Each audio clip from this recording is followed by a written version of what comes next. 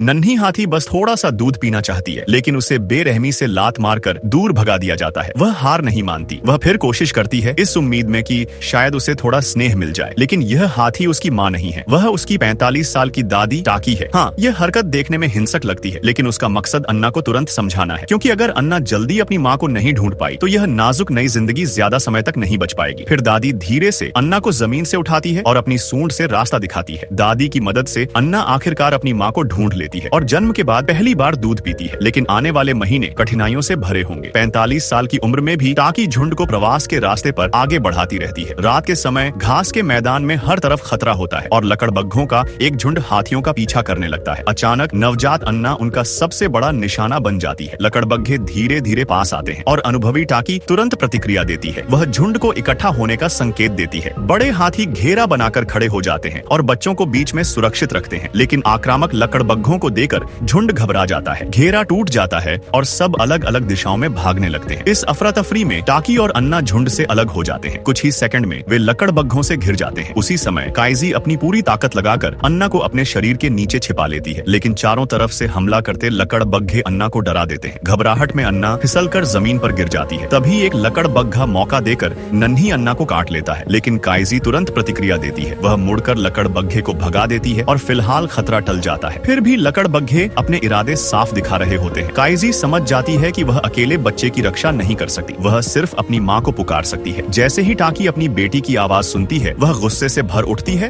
और सीधे लकड़बग्घों के झुंड पर हमला कर देती है। वह उन्हें काइजी और उसके बच्चे से दूर खदेड़ देती है। इसके बाद टाकी झुंड को जंगल की ओर बढ़ने का आदेश देती है, जबकि वह खुद पीछे रहकर लकड़बग्घों को दूर भगाती रहती है। झुंड घबराकर जंगल की ओर भागता है, लेकिन नन्ही अन्ना झुंड की रफ्तार से साथ नहीं दे पाती और फिर पीछे छूट जाती है। उसकी दर्द भरी आवाज टाकी का ध्यान खींचती है। टाकी तुरंत वापस मुड़ती है, लकड़बग्घों को फिर से भगाती है और अन्ना को अपने शरीर के नीचे सुरक्षित कर लेती है। आखिरकार पूरे झुंड की मदद से वे खतरे से बाहर निकलते हैं और गहरे जंगल में पहुंच जाते हैं। अन्ना का शरीर घावों से भरा हुआ है, लेकिन किस्मत से वह अभी भी जिंदा है।